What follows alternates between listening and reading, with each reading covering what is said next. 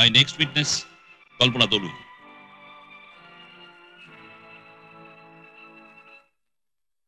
আচ্ছা কল্পনা, সেদিন রাত্রে কি ঘটেছিল বলবে? হঠাৎ আলোটা নিভে গেল। দিদি তখন ওপরে, দিদির ঘরে আলোটা দেব বলে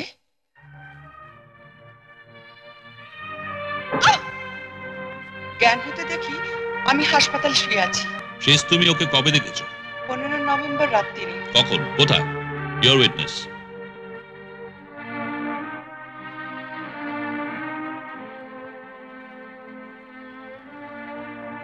আচ্ছা, যে তোমার মাথায় মেরেছিল তাকে তুমি দেখেছিলে? না বাবু, মিথ্যে বলবো না, মারার আগে পর্যন্ত আমি বুঝতেই পারিনি। লোডশেডিংটা কোন সময় হয়? ঠিক 8:35।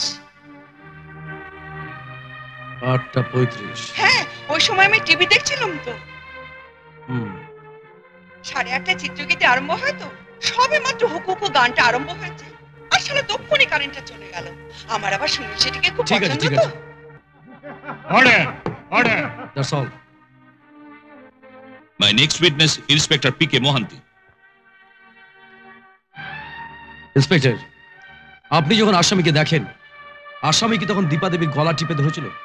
না, সে তখন মৃতা দীপা দেবীর মাথার পাশে হাঁটু গেড়ে বসেছিল। আপনি ফোন পাওয়ার কতক্ষণ পরে দীপা দেবীর বাড়িতে পৌঁছেছিলেন? তা আধ ঘন্টা হবে। That means 9:05। হ্যাঁ দীপা দেবীর ফোন আপনি রিসিভ করেছিলেন 8:35। হ্যাঁ। That's all me Lord. আমি এই কেসটা অ্যাডজন করার অনুরোধ জানাবো। দ্য কি উইটনেস ইজ মিসিং, যার সাক্ষ্য আমার মক্কেলের নির্দোষিতা প্রমাণ করবে। কে উইটনেস? সে ট্যাক্সি ড্রাইভার যে শক্তি ডিকস্টাকে দীপা সান্যালের বাড়িতে পৌঁছে দিয়েছিল ঠিক 9টা বাজা পরে, অর্থাৎ 9টা থেকে 9:05 মধ্যে। কল্পনা দলুইকে 8:35 পরে খুনি তাকে মাথায় শক্ত জিনিস দিয়ে আঘাত করে।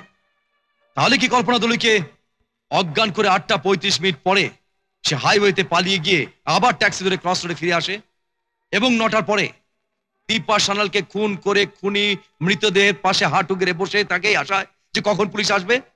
Is it feasible me Lord?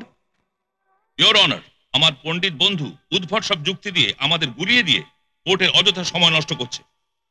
Fingerprint এক্সপার্টের বয়ান অনুসারে টর্চে, ঘরের দরজায়, অন্যান্য জায়গায় শক্তি ডিকস্টা, কল্পনা দলুই এবং মৃতা দীপা দেবী ছাড়া আর কারো আঙুলের ছাপ নেই।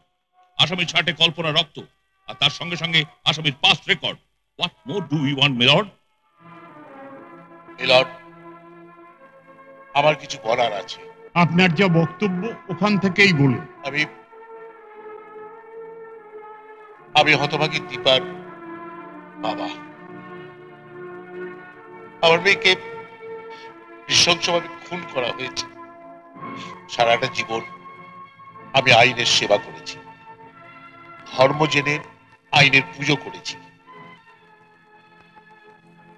তাই আমি বলবো, খুনের আসামিকে নির্দোষ প্রমাণ করার জন্য ডিফেন্স কাউন্সিলকে সব রকম সুযোগ দেওয়া উচিত। মিস্টার সান্যাল, আপনার মতো কিছু মানুষ বেঁচে আছে বলে দেশের বিচার ব্যবস্থা এখনো ভেঙে পড়েনি। আপনার কথা মেনে নিয়েই আমি বিবাদী পক্ষের মুলতবি প্রস্তাবে রাজি হচ্ছি। মিলর্ড, সনাতন মান্না বলে একজন সাক্ষী দিতে চায়। Is a taxi driver. সে বলছে আসামি শক্তি ডিকস্টাকে সেদিন রাতে এসে মৃতার বাড়িতে পৌঁছে দিয়েছিল। তোমার নাম? আগে সনাতন মান্না। কি করো? ট্যাক্সি চালায়। ওই যে ওখানে দাঁড়িয়ে আছে, তুমি ওকে চেনো? চিনি, কিন্তু নাম জানি না। শেষ তুমি ওকে কখন দেখেছো? 15 নভেম্বর রাত্রিরে। কখন, কোথায়? উনি 8:15 সময় হাইওয়ে থেকে আমার গাড়িতে উঠেছিলেন। হাইওয়ে থেকে ক্রস রোডে আসতে তোমার 1 ঘন্টা 15 মিনিট লাগলো?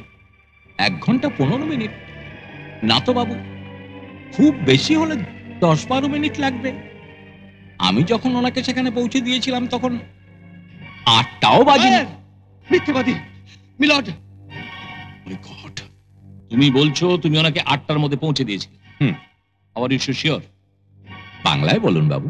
তার সময় সম্পর্কে এত জোর দিয়ে কি করে বললে? তোমার হাতে তো ঘড়ি নেই।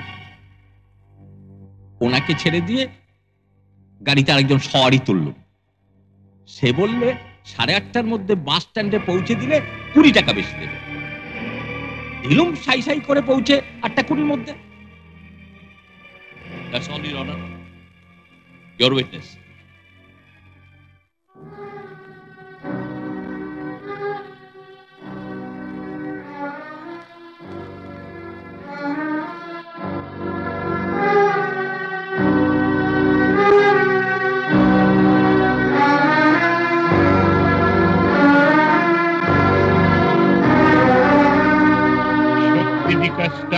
is to be hanged by neck till death.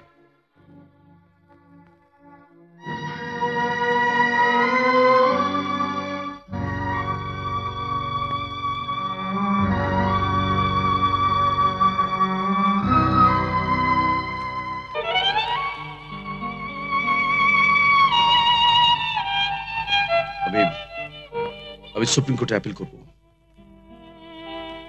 একবার ভাগ্য আমাদের 10 বছরের জন্য দূরে সরিয়ে দিয়েছিল, কিন্তু এবার আমি হারবো না, কিছুতেই হারবো না। রাজু, ইস্পাতে মরছে পড়ে না। হ্যাঁ রাজু, ঠিক বলেছিস। পুরুষ মানুষের চোখে জল মানে না, আমাদের চোখ দিয়ে ঝরবে শুধু রক্ত।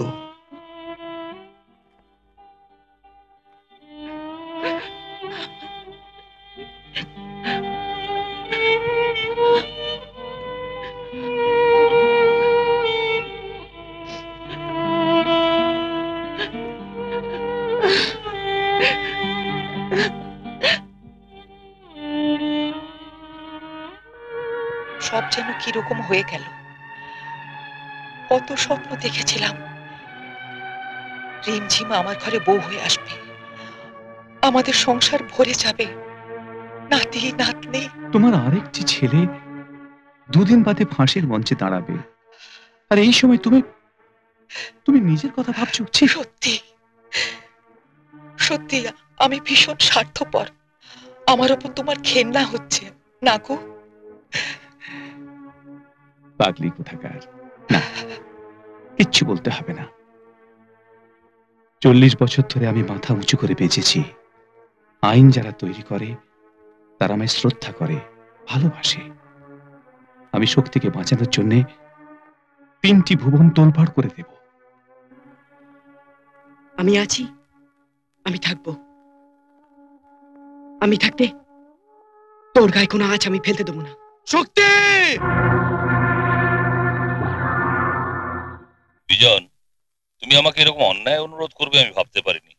একটা জঘন্য অপরাধী নোংরা খুনির জন্য। সরতা, আমি জীবনে কোনোদিন মিথ্যাচারণ করিনি, কোনো অসততা করিনি। আমায় বিশ্বাস করুন, শক্তি খুনি নয়। আমি শক্তির হয়ে সুপ্রিম কোর্টে অ্যাপিল করেছি, পেন্ডিং অ্যাপিল। একমাত্র আপনি ওকে প্যারোলে ছাড়াতে পারেন। যদি কোনো অঘটন ঘটে? ঘটবে না। সমস্ত দায়িত্ব তুমি নিচ্ছ? নিচ্ছি। Okay, thank you, thank you very much Sarda.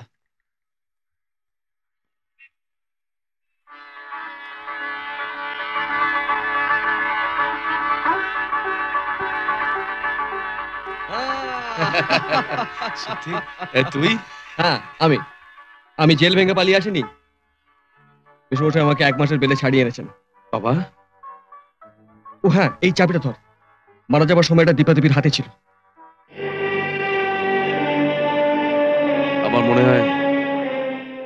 আমার মনে হয় এটাই সব রহস্যের চাবিকাঠি। চল শক্তি, আমরা দুজনে মিলে। না রাজু, তুই তোর পথে যা, আমাকে তোর রিমঝিমকে খুঁজে বার করতে হবে। রিমঝিমের চিঠিটা 2 বছর আগে পাঠিয়েছিল।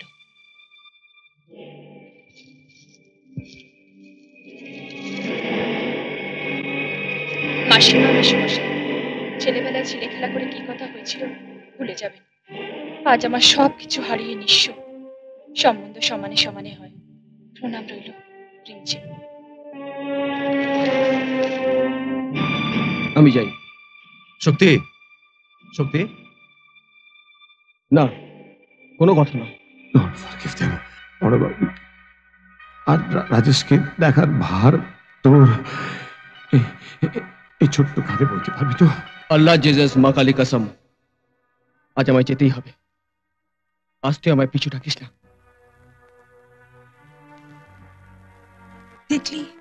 দেখলি রাজু, 1 মাস তো মাত্র সময়, এটাও আমাদের নামে উৎসর্গ করে চলে গেল।